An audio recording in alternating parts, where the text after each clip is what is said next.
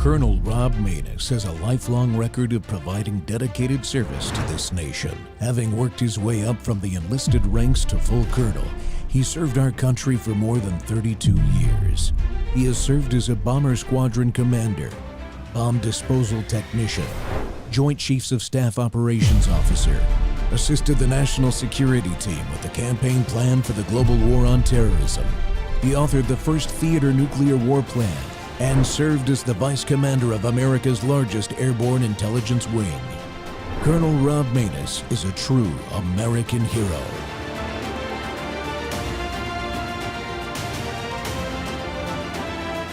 This is Rob Maness Live. It was always presented in a very positive light. It was always about the child, what the child wanted, rather than what they need, obviously, because children don't need to go through gender transitions.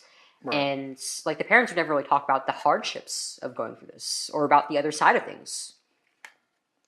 And my dad once told me, actually, that he never would have allowed me to go through this if he knew a single case of somebody detransitioning, especially another kid. He never would have allowed this to happen. But at the time, these parent-oriented resources and the doctors weren't even talking about the possibility of desistance or detransition or regret. It was always in the affirmative. It was always give your child what you want, or if you push back, we'll basically threaten you with the suicide of your child. They were told that there was no other choice. That this was an innate part of me, that this was my identity, that it wasn't just a phase, right, that I needed it now. And they were like citing the suicide rates when my mom and dad were pushing back, saying like this number of people who are transgender experience suicidal ideation or attempt suicide or complete suicide. And so they attribute that to not having proper support, which means just like giving entirely into the wants of the patient, of the child, or not being transitioned medically. Right. But I could have been perfectly fine if it weren't for these treatments. I wasn't suicidal until I started on them. Oh, wow. Escaping the transgender rainbow supremacist cult. Welcome to Training Tuesday on the Rob Maness Show, and we're live on Worldview Tube and our X Spaces simulcast. Well, transitioning from one's birth gender to the other is a brutal, medieval, and inhuman activity supported by medical and mental health workers and parents. And I hesitate to call the medical and mental health workers professionals, and they do it almost without question. Worse, according to the Amazon description of today's guest's new book, D-Trans, True Stories of Escaping the Gender Ideology Cult, trans activists are all about speaking up unless you regret your transition and have made the journey back. If you question gender ideology, you better shut your mouth. But this compelling new book features multiple interviews with detransitioners like Chloe Cole, who you just saw there, and gives a voice to young people who are caught up in this really damaging ideology. And their testimony, including from the lawsuits they've filed against the gender-affirming medical and therapeutic people who treated them, is unforgettable.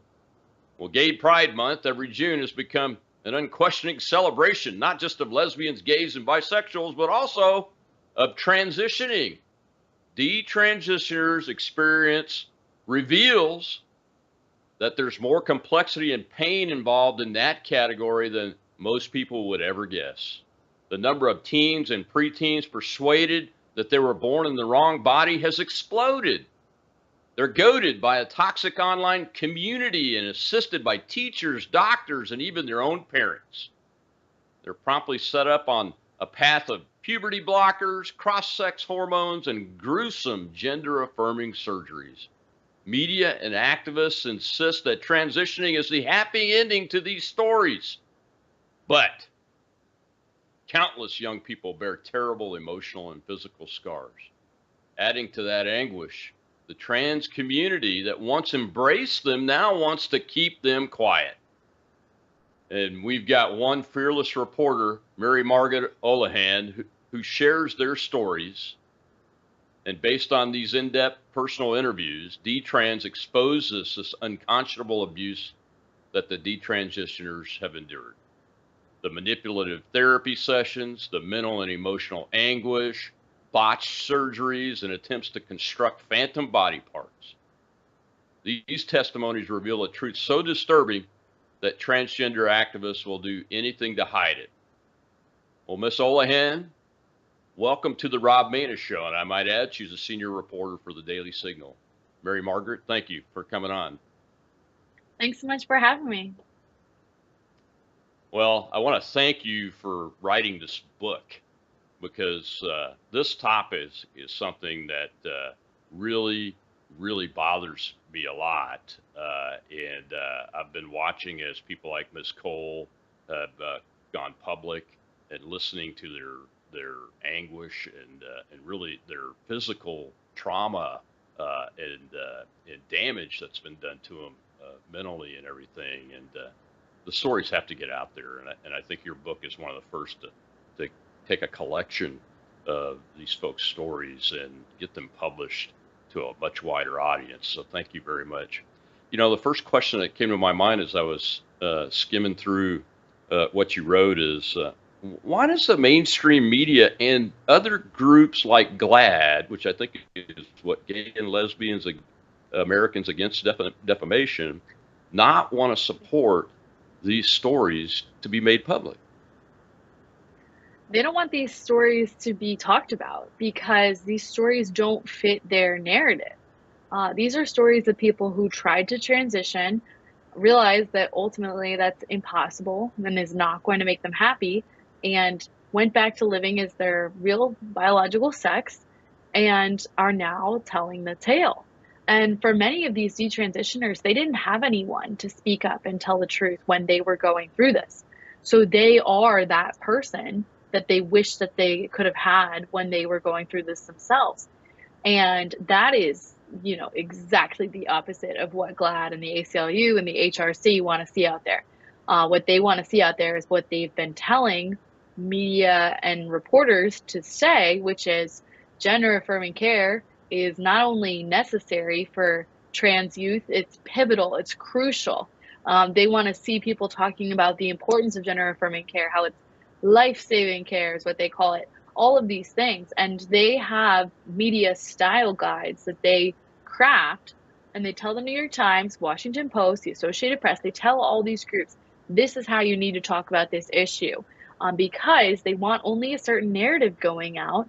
And that narrative is that allowing kids to do transgender surgeries, hormones, and puberty blockers is going to make them better, when in fact we know this to be a lie. It's not going to make them better. It's going to make them worse, actually.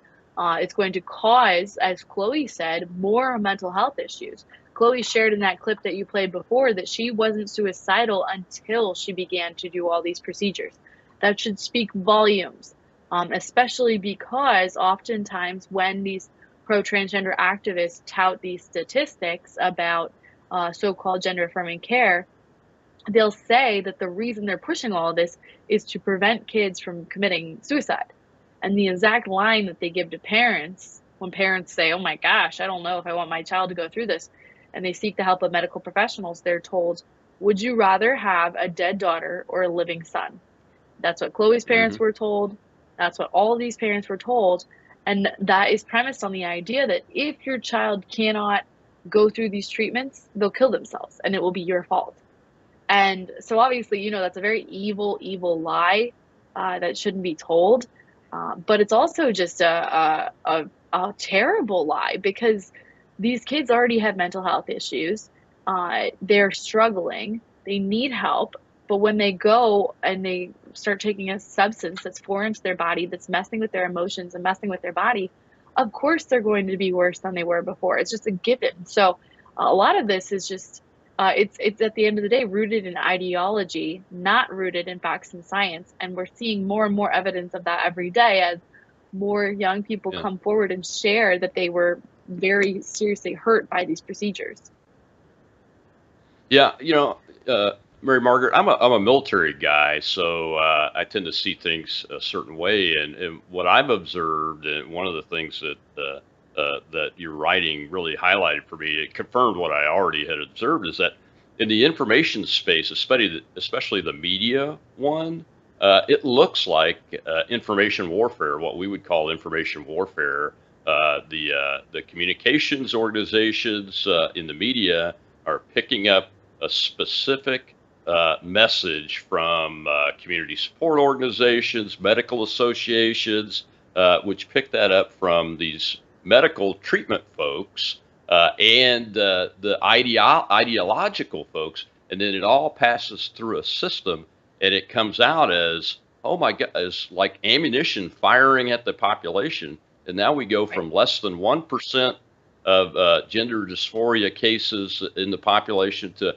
I think it's in the high 20 or mid 20s or approaching it at this point. I know it's over 20% in kids, American kids these days, So one of the things I wanted to ask you about is, gender dysphoria is a real mental disorder. I have an autistic son, and we were seeking help for him all the way back to when he was just 18 months old. Was a difficult enough process because of the lack of information or different levels of medical providers and those kind of things.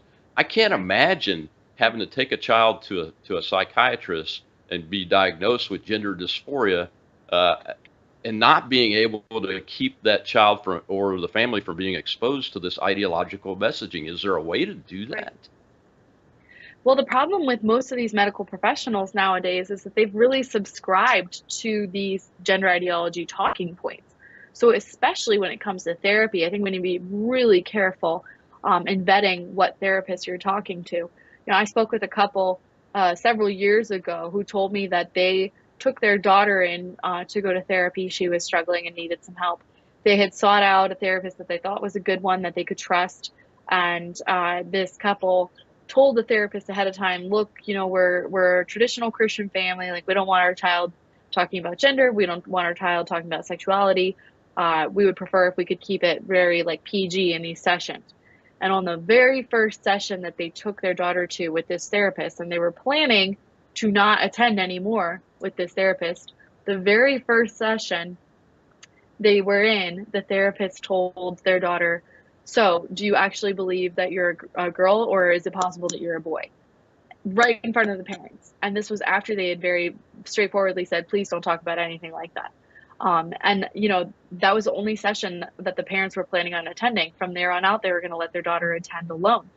So I think that's just a really good example of how baked in this ideology is into the fabric of our therapy sessions nowadays and our counseling. These so-called professionals have been taught to prioritize gender ideology and to understand that it is this seemingly invaluable thing that they cannot dismiss. And unfortunately, we're also seeing that happening in medical schools, where doctors are being taught to prioritize ideology over facts and science. And these medical students are being taught that they should ignore realities in favor of fake gender ideology. And I think there's a lot of stories in my book that illustrate this, but one of the ones that I found the most evocative of how insane this prioritizing of ideology over facts and sciences has to do with a young woman named Helena, who was deeply struggling with gender dysphoria. She began taking testosterone, thought she was a boy, was taking so much testosterone that it made her have very severe emotional attacks, anxiety attacks, panic attacks, rage attacks. She ultimately checked herself into a Chicago area hospital.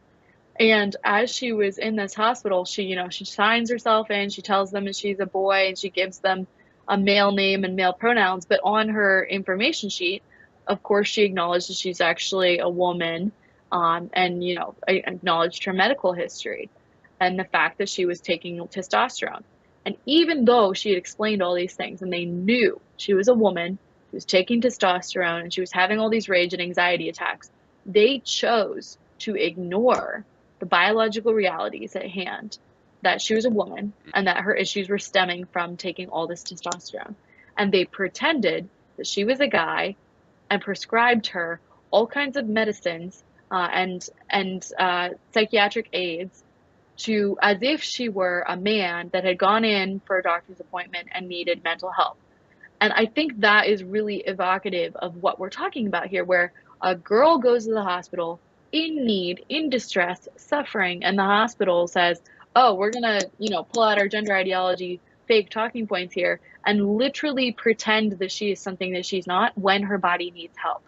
And that's what's going on in our hospitals. That's what's going on with our medical professionals, and it's just scare us all because, these are people who we should be able to trust with our lives, and if they're in loony land making decisions that are harming people in favor of ideology, then we're all in trouble. Yes, we are. We've got to take a commercial break to pay for the show real quick. But when we come back, we'll continue the discussion. I want to get your take on your thoughts about what I think is happening amongst the patients, and that is a social contagion and their parents. And I don't know if it's also infecting the medical profession. It seems to be, but I'm curious as to what you learned as you were talking to these folks, Mary Margaret. When we come back to the Rob Maness Show live on World YouTube and our X Spaces simulcast. We'll be right back.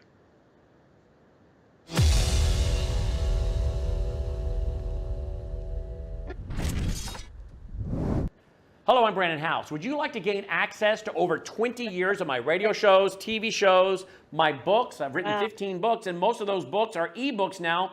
And we have conference DVDs, conferences where we filmed our conferences at the Ozarks, literally starting 20 years ago. It's all available in our archived vault. All you have to do is go to worldviewtube.com/vault, worldviewtube.com/vault, and for a reasonable monthly fee, you gain access to over 20 years of Christian worldview programming, news, information, books, documentaries, and a powerful search engine. And folks, it's a great way not only to educate yourself, equip yourself, but it's a big way that you can help fund our continuation as a broadcast network. Please check it out. worldviewtube.com/vault, worldviewtube.com/vault, and help us continue pushing out a Christian worldview.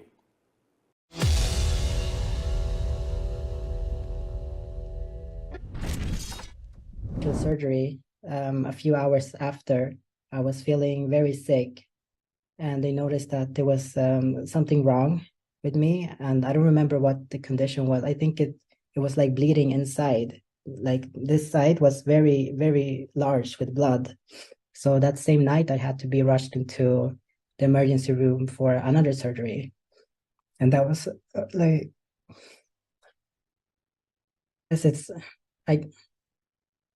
they should know that for me and other people who do transition, we were once just as sure about transitioning as they are. Nobody transitions with doubts in their mind. I was 100% sure that I was gonna live as male for the rest of my life. Obviously, I know everybody knows that once you get surgery, there's risks of complications, but I guess you never think that it's gonna happen to yourself. Usually, double mastectomies, they are very glorified into the trans unit. I was very open with my father and my family, and I think I was crying every meeting I had with them when talking about my father, but still they didn't see any red flags. Welcome back to the Rob Maness Show. It's Training Tuesday, and we have author Mary Margaret Holohan of the Daily Signal talking about her new book, D-Trans, The True Stories of Escaping the Gender Ideology Cult, and that was Nikita Turan, and I wanted to pull that clip into this segment, Mary Margaret, because that her comment there that I was 100% sure, and I want people that are thinking about this to know, I was 100% sure I was trans, and here I am detransitioning. That's why it's so important for your book to get out there, and I appreciate you writing it, as I've said already, and you coming on the show to talk about it. My audience is very excited about it. They're listening in Spaces, and we will go to them for a question here. I think I've got a hand up, but I mentioned social contagion before we went to the break, and when I've studied the cases like the Salem witch trials, is the one that most people know about here in this country. While it's a very small demographic in a small population set. I think because we have social media today, that we may in fact be experiencing the same kind of social contagion among trans gender and gender dysphoria folks that think they have it, but they really don't. Am I close to being right on that? Yes, you are. I mean, Abigail Schreier documents this in her book Irreversible Damage, which is an amazing book, and I highly recommend it. There is absolutely an issue with social contagion in our country where young girls are identifying as transgender in groups together because, this is the new thing that is spreading in that way. When I was in high school, anorexia was very much a social contagion issue, and for, I would say, maybe about a decade before me as well. Where just there were all of these girls who were becoming anorexic together and causing one another to become anorexic. And unfortunately, I think that has become now girls identifying as transgender. And, a lot of these girls are learning about this on social media. They're coming in contact with gender activists online, or they're, becoming afraid of what it is to be a woman based on social media that they're consuming. A lot of social media nowadays portrays women as these very perfect, sexy, perfectly sculpted figures that have tons of male affirmation online. And that can be very daunting to a little girl who's just gotten on the internet for the first time. She's thinking, I don't look anything like that. How am I supposed to be that? And a lot of these kids are also being exposed to pornography at very early ages as well, which is incredibly detrimental to their young minds. And for young girls seeing this, we know that a lot of women are degraded and humiliated in this type of content. And so for these girls seeing this content, they told me that they thought, that looks horrible, does not look fun, it looks scary, I don't want anything to do with that. And so it's easy to see why when a little girl's getting exposed to all of this kind of thing, she might think, don't want to be a woman, seems too hard, seems too scary, I don't look anything like the ones that are getting all the attention. And when the gender activists say, oh, you think you're not a woman, it's because you're not, it's because you're a guy, it's too easy for them to fall into this trap. And once they do, they're very much led down this path, and they're told, here's how you get the hormones, here's how you convince your parents, here's what to do if your parents won't be convinced. Once you get the hormones, here's how you pay for the surgery, just step after step after step to help them really get on this path towards a gender transition. And keep in mind, a lot of these kids are, there's a whole host of things that they have in common, but many of these kids are on the spectrum, on the autism spectrum, whether they know it or not. A lot of them find out later that they were, or they just were undiagnosed at the time. A lot of them feel like they don't fit in at school. They're very lonely. They're looking for a sense of identity, a sense of companionship. And all of these things can be channeled towards a new identity that is found through gender ideology. At the same time, a lot of them are, being coached by people at school, such as a counselor, or a therapist, or a friend who will tell them all they need to know about gender ideology. And when it becomes time to begin on this path, a lot of their parents naturally are afraid and don't want them to do this, but they think, okay, I don't know how to handle this. Maybe they don't pay a ton of attention to politics. They're not super in tune with their faith, so they don't have faith-based reasons to object to it. So they think, I don't know how to handle this. I'm going to go talk to a doctor, or I'm going to talk to a therapist and see what they think. And so these poor parents trust medical professionals to tell them to do the right thing. And unfortunately, the medical professionals will tell them, would you rather have a dead daughter or a living son? And they very much fast track that gender transition. And I should point out too, most of these kids, given the fact that they have mental health issues such as anxiety or depression, and the fact that they're children, they can't actually consent to these procedures.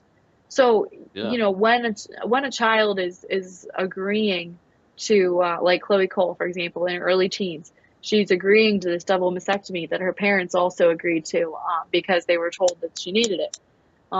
When she's agreeing to it, she has no idea what the implications of this are. She has no idea whether, she has even thought about whether she would want to breastfeed one day, whether she would want to have her own kids one day. She hasn't thought about any of this. And for some of these girls, I've heard horrific stories of girls going in for double mastectomies and then asking their doctors afterwards, so how long is it going to take them to grow back? Because they're kids and they have no understanding of how biology works. So all of this is to say that, you know, these kids are starting off from a place of needing help, genuinely needing help with mental health issues, with their social lives, social standing. It's just a lot of this is too hard for them. A lack of understanding that everyone goes through puberty, things like that. And instead, unfortunately, they're pushed down this gender affirming care path, and it's incredibly detrimental to them. Yeah, and they're so young. You know, the puberty blocker medication can start as young as 9 years old. I've read and Oh, yeah. listened to stories. You have no idea what's going on at age 9. I try to think back. It's been a long time since I was 9 years old, but I've got 5 children, so I know through my own experience what that's like. Well, let's go over to the audience. I've got a hand up over there and see what the question is. Shell is our host. Go ahead, Shell. We have Emma sir. Oh, hi, thank you. I just want to thank you. Every time I find you in these spaces, I just feel so blessed because you're all just so intellectual and logical. And I think these topics that you bring up just kind of evade logic when it comes to the other side. And Mary, the author, I can't believe what she just said. It brought me back in time to college that a lot of the women I was surrounded by were anorexic. 2 at least revealed that they were molested by their father. So I think there's 2 things going on here. One is, which you mentioned, either they're anorexic because they don't want to grow into womanhood, or potentially they want to stop being touched but inappropriately.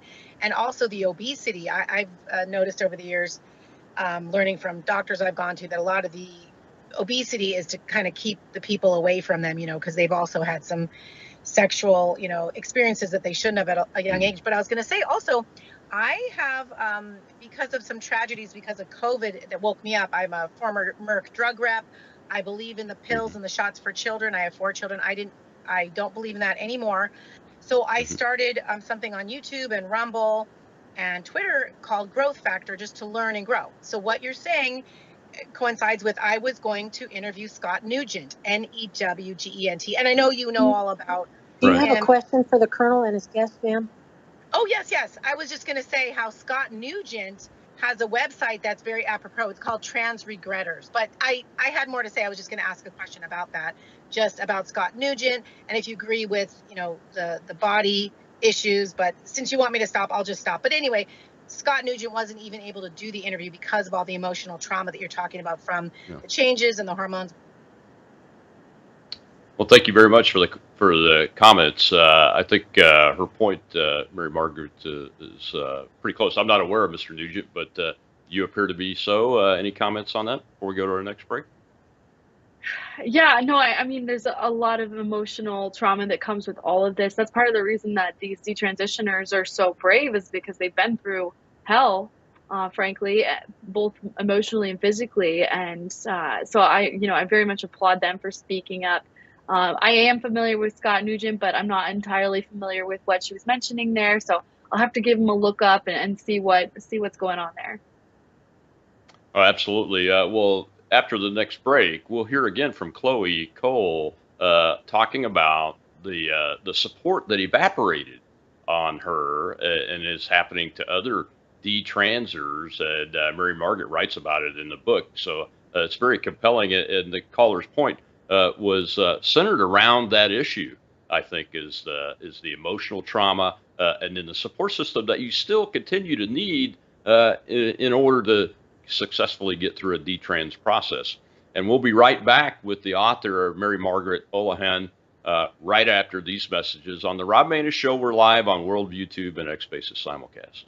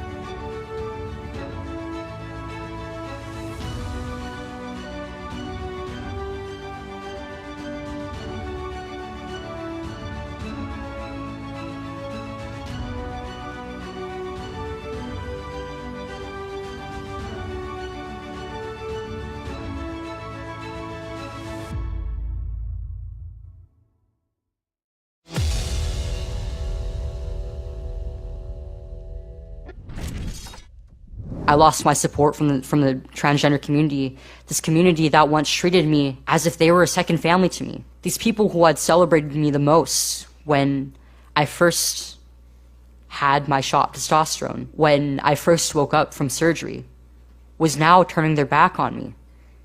And they were incredibly cruel to me. They told me that I should have known better, that even though I was a teenager, I should have known exactly what I was getting myself into, that I had nobody to blame for this but myself. And they had to shut up and stop talking about this, because in just talking about the pain and regret of what I had been through and trying to warn other people of it, I was harming a whole community of young men and women who may really have needed these treatments, who are real transgender people. I was told that my experience was not common, that it was not significant, and that I should just stay quiet. Welcome back to the Rob Maness Show Live. It's Training Tuesday, and we're talking with the reporter from the Daily Signal and author of a new book about detransing and getting out of that transgender cult, ideological cult system, and that was Chloe Cole again there. And Mary Margaret Olahan is that author. Mary Margaret, Chloe's spot on there. I've heard that story from multiple individuals that I've been able to come across and see their stories about detransing, is that how that support evaporates from that community and it turns into vicious attacks in all spectrums of the media, personal communications, and those kind of things. And for that to be happening kind of belies the question, one of the questions I had for you today, and that's about studies. We have medical doctors that are advocating for these puberty blockers and surgeries that cite studies that say the earlier the treatment and intervention for a gender questioning person they are, the better off they'll be and the more probability of success for these kinds of treatment. But that's not what the public is able to get access to. I haven't seen any studies that show that. As a matter of fact, the ones that I've read say quite the opposite. Suicide rates are extremely high for folks that have been through this puberty blocker treatment and then go beyond that even, and they're even higher if they've gone through the surgery. And you don't have a study that says if you detransed, your suicide rate is extremely high. You have exactly the opposite is what I'm seeing. So why would the medical profession continue to agree to do this stuff?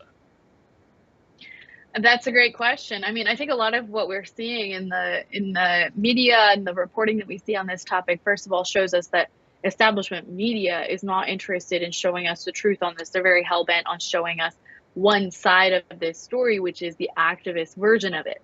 And so when we see that, we should always be very, very wary of what studies these outlets are producing as well, and what polling they're showing us. Because, for example, if you poll Americans on gender affirming care and say, do you support gender affirming care for kids? Well, most people don't know what gender affirming care actually is. So it sounds good, it sounds positive, so they're going to say yes.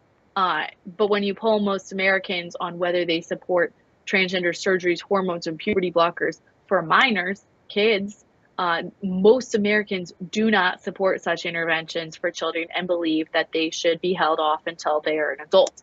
And I say this because a lot of the time what we're seeing coming from the media is very carefully phrased reporting on studies.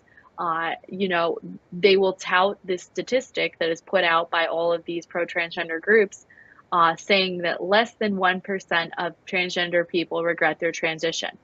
Well, if you think about what's being said there, this is a population that is being polled, a population of people who currently identify as transgender, and they're asking them, do you regret your transition? So it is unsurprising that most of these people who currently identify as transgender are not saying they regret their transition, right? And so I think that's representative of a lot of the way that these studies and polling are portrayed. Now, detransitioners are a very much understudied population because most detransitioners don't go back to the doctors who did this to them and say they regretted their transition. Why? It's because These are people who have been traumatized, frankly, by what they have been through. They have gone down this path. They've been love bombed, affirmed by activists, doctors, therapists. Everyone has told them, this is what you should do. This will make you happy. And when they get to the end of this road and realize, wait a second, I'm not happy. Wait, I think everyone lied to me. Oh my gosh, I had my breast removed for no reason. All of this is just such a heavy burden to bear. So it should come as no surprise to anyone that they would not want to go back to their doctors and say, hey, I regret my transition. It would be kind of like going back to an abuser and saying, hey, you abused me and I wish you didn't. So I'm just here to tell you that. It's a kind of a similar scenario. And so there's a researcher, Lisa Littman, who she did a study on detransitioners a number of years ago and found that only, I believe it was 24% of the detransitioners that she interviewed actually reported to anyone that they had detransitioned. So that should tell us a lot about how small this population has been reported previously and how many people are out there who just kind of quietly faded into the darkness and let their story go untold. And you know what? I don't judge them for that. I think that if you've been through such a traumatic thing, my greatest hope for you is that you can fade into anonymity and enjoy a happy, peaceful, fulfilling life. But for the detransitioners who have spoken up and are willing to take a stand and tell people that this is wrong and this has hurt them very badly, I have so much respect for them because that's an incredibly brave thing to do. And they need to do that to help other people understand the importance of talking about this and coming forward and putting a stop to this. Yeah, we've seen through different topics, like the COVID-19 vaccine. It's very hard for a human being to swim against the current of the current thing, the current social trending and whatever. And the more physically damaging that trending is, the harder it is to stand up and say, wait a minute, I don't agree with this. As a matter of fact, I'm reversing it.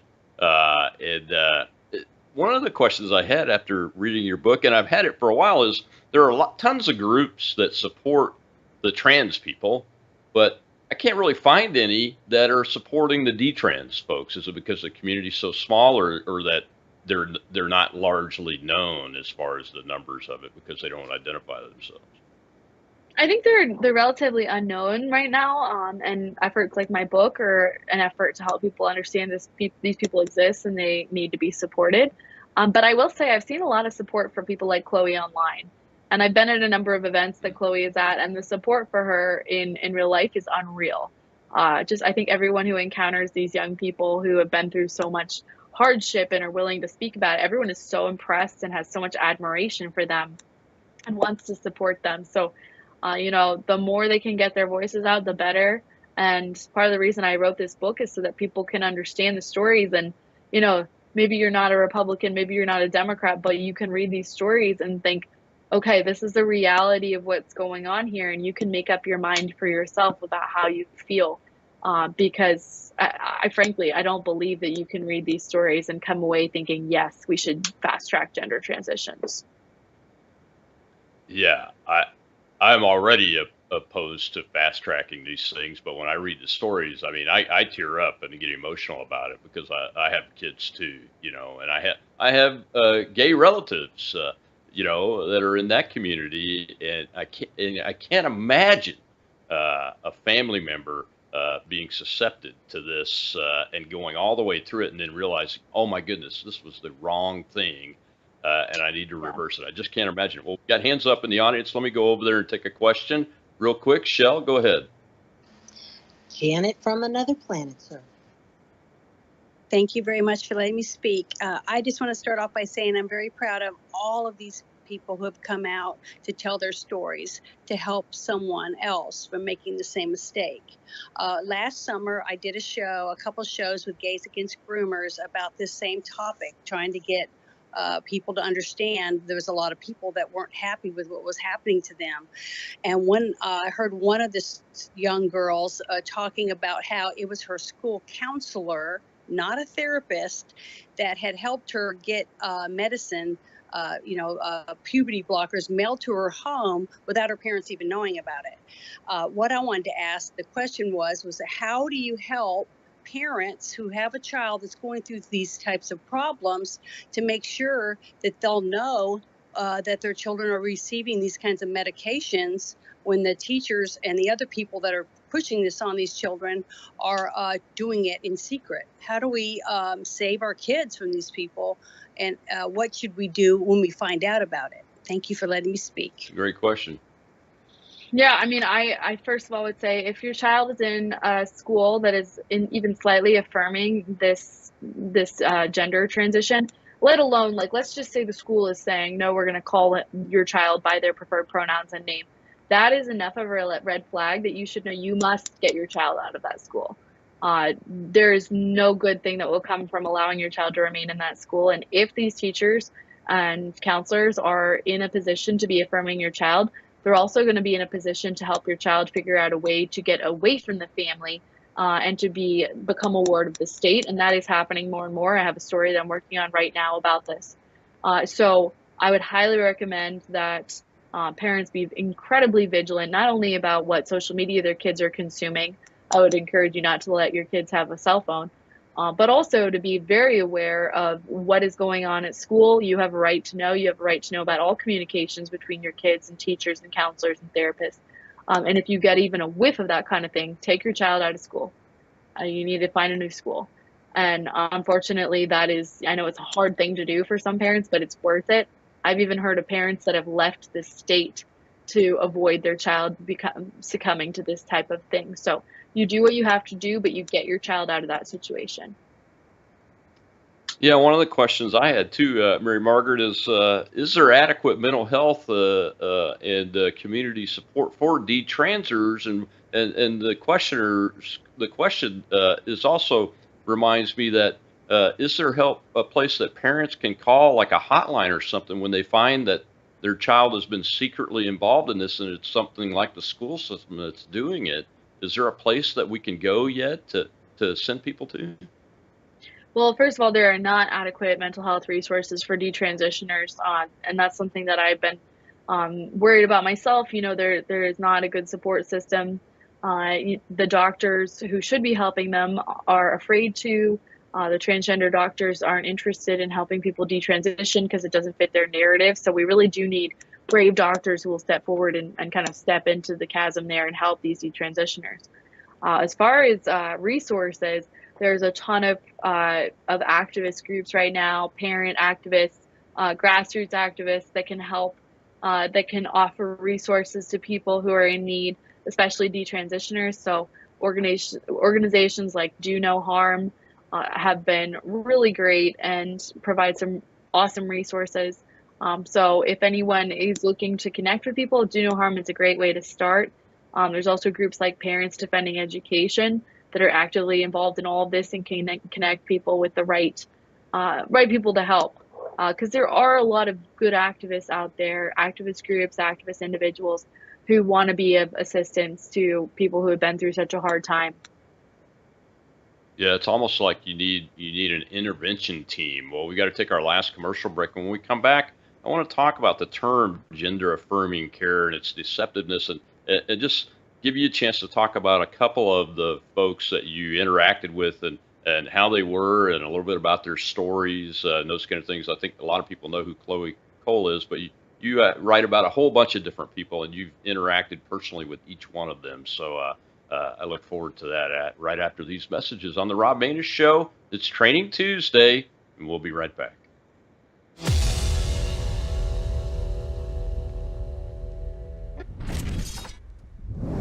Hello, I'm Brandon House. I want to thank you for all your support at wvwfoundation.com that helps make possible pushing out 24/7 content for free.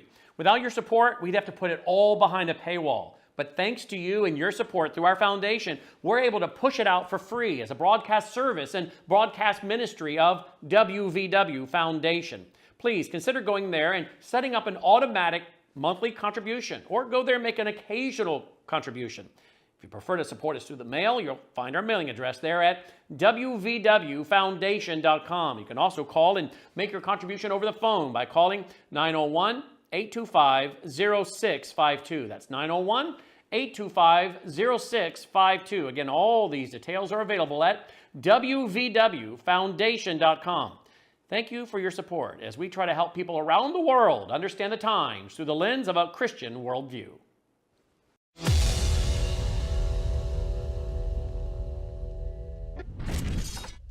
So would you say that gender-affirming care, that term, is actually a deceptive lie to prey upon unsuspecting people that might fall prey to that term? Absolutely. It's carefully crafted language. And I would like to point out that if WPATH and all of them really cared about gender affirming care, they would help detransitioners. I'm trying to affirm my gender as a woman, but I can receive no help. They only care about making people trans because they won't help detransitioning people. It's an agenda. Thank you, Chair. Welcome back to the Rob Maness Show. It's Training Tuesday. We're on Worldview Tube Live and X Spaces simulcast with author and reporter from the Daily Signal, Mary Margaret Olohan, and her book about detransing and getting people out of this ideological cult. In addition to getting people physically and hormonally reverted back to their original gender. And Mary Margaret, one of the people, we've talked a little bit about Chloe Cole, and I've used a couple of her clips and everything, but one of the things I wanted to ask you about is, as you wrote about her, is that she said that she was diagnosed with ADHD and on the autism spectrum. And when I look at that research, and this gets my attention when I hear that, because as I mentioned, my youngest son is autistic and on the spectrum, that the numbers amongst trans people are overrepresented that are on the autistic spectrum. Yes, absolutely. I just want to what Chloe said about that, what you think about that, and what folks need to know. Well, I think the tragic reality is that kids who are on the spectrum these days are a target of gender activists and of mental health professionals and medical professionals, because there is right now a claim that kids who have autism are more likely to have gender dysphoria / kids who have autism are potentially higher likelihood to be trans. Well, it's not true, but it does mean that they are more of a target of gender activists who will try and tell them that they're trans. So they might tell them that some of the social issues that they're struggling with or coping mechanisms are a sign that they are in fact transgender, when it's really not, and it's just a part of being on the spectrum that they're going to learn how to grow through and to cope with. But unfortunately, this is being weaponized by some people and encouraging kids on the spectrum to believe that they're transgender. So some of the girls that I talked to explained to me that because they were on the spectrum and they had the propensity to fixate on certain things, they really did fixate on this idea of becoming transgender. It became a little bit of an obsession for them. And this need to actually go the distance, actually become transgender, and they believe that this was part of the reason that they were so willing to go down this path. Now, this is something that we should definitely be talking about more. I know that writer Christina Buttons has done some really good work on this.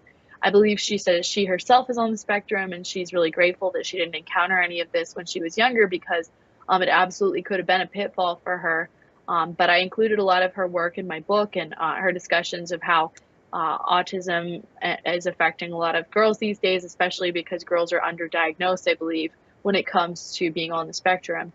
And yet they're also becoming targets of gender ideology. So the whole thing is very upsetting. It's absolutely not something that should be weaponized against our kids, but unfortunately, these gender activists really are weaponizing the autism issue.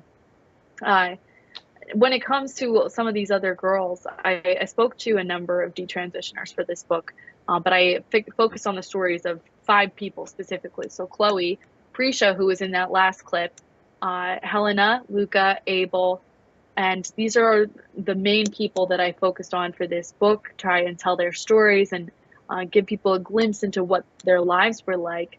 And all 5 of them told me that if they had had someone who had said, this is not going to help you, this is going to make your life worse, you're going to regret this, they absolutely would have paused.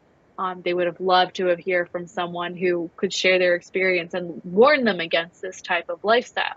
Unfortunately, they didn't have anyone, so now they're being that person for other people. Yeah, thank goodness, and thank goodness you've got a book published with their stories in it. Are they? I don't know. I don't know the timeline each one of them is on, but are they able to reconstruct themselves from a hormonal and mental health perspective as they're beginning gender, and then maybe even do some physical correction?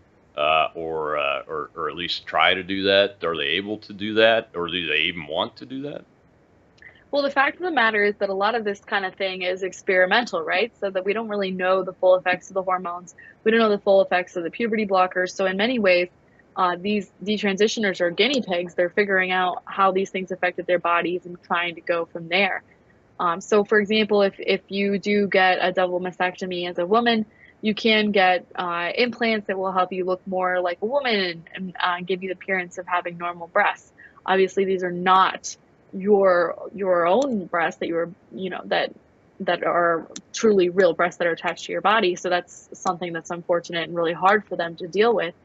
But when it comes to other parts, the effects that the hormones have on, let's just say, body hair, on your voice, on your brain, on your muscle density, on your bones, on your genitalia, a lot of those things just don't go away. So, Right. some things will go back to normal, some things will heal themselves, other things just can't. In some cases, these young people are infertile. They're never going to be able to have children.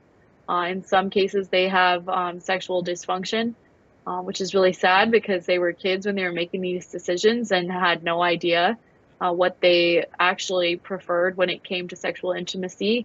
Many of them had never even held hands with anyone before, and now they will never know a sexual relationship in that way. So, a lot of side effects that they would never have known about, or even have been able to comprehend when they were signing up for all of this.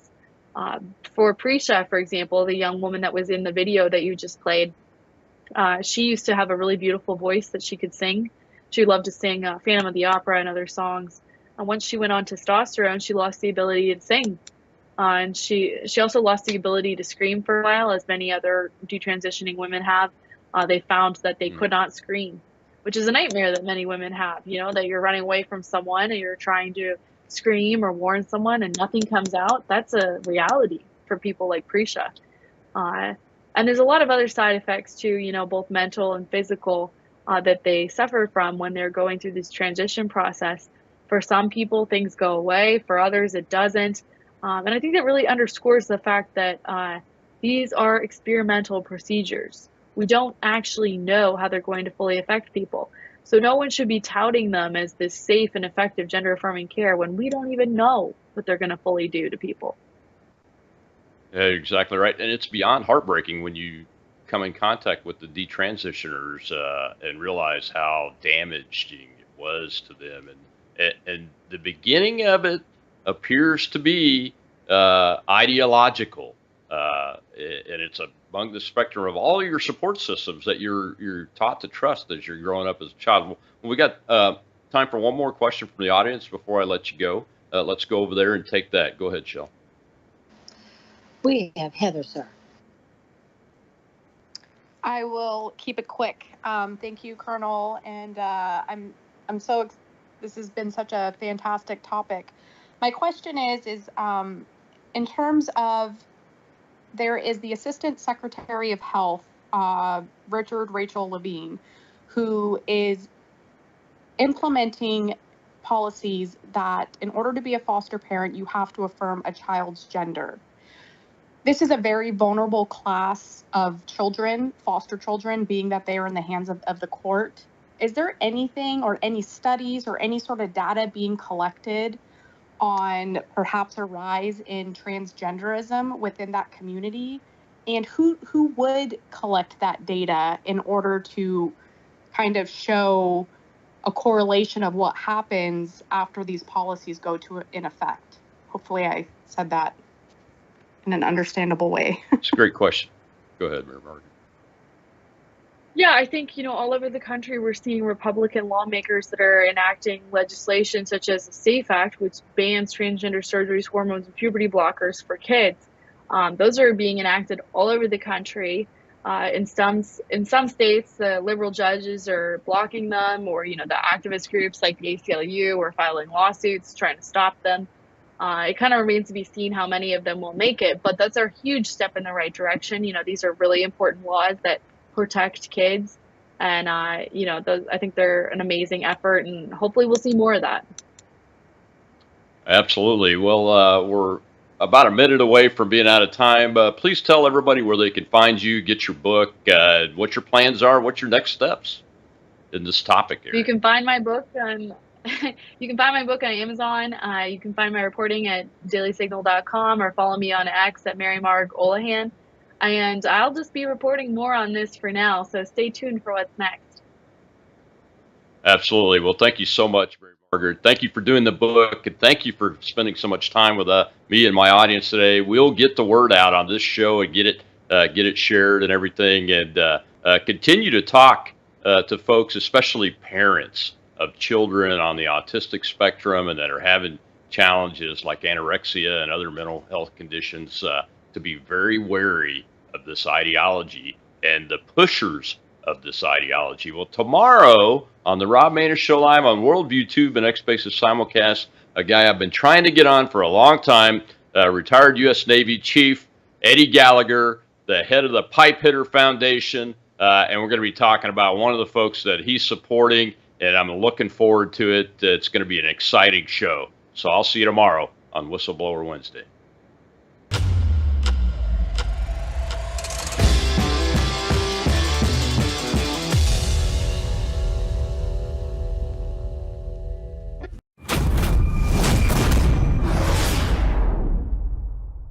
Hello, I'm Brandon House. Melissa and I have been taking Bella Grace, this powerful elixir, since last fall, 2023. The results have been amazing. My hands would crack and bleed, deep cuts and cracks every winter for years. No matter what we did, we couldn't get them to stop cracking and bleeding. This year, I took Bella Grace, no cracking, no bleeding. My acid reflux, gone. Haven't had to take a Pepsid. My hair growth, the last 2 times I had my hair cut, the lady had to use thinning shears on my hair. That's amazing. We've also received incredible feedback from you, our listening audience, and the impact it's had for you. This is loaded with astaxanthin. That's a powerful antioxidant. Collagen, but top grade collagen. Studies show 95% of it is being absorbed in the body because of the way they develop it. Then we have something called cat's claw. That's an anti-inflammatory from a vine in Peru. It's the bark, and it's an anti-inflammatory. There are about 80 clinical trials on Bella Grace. Please get a subscription now and save. MelissaHousebg.com.